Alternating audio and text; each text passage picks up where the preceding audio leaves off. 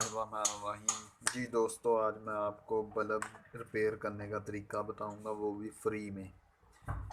ये देख रहे हैं आप एलईडी बल्ब, जो कि बिल्कुल ठीक लग रहा है, लेकिन जब इसको हम टेस्ट करेंगे तो ये ऑन नहीं होगा।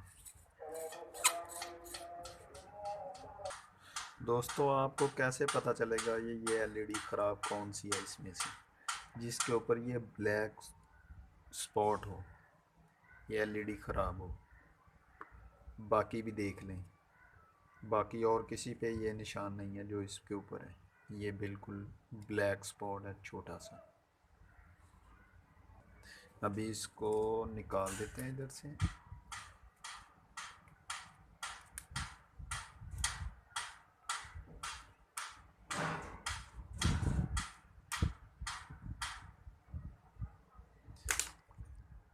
अभी तो अभी इसको टांका लग गया।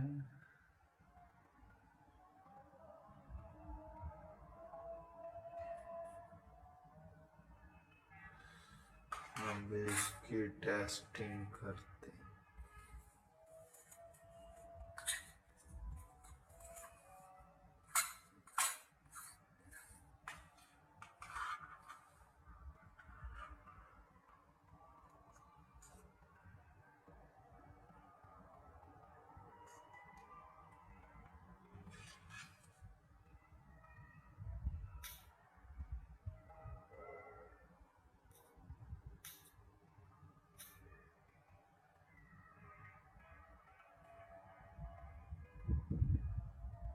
जी ठीक हो गया।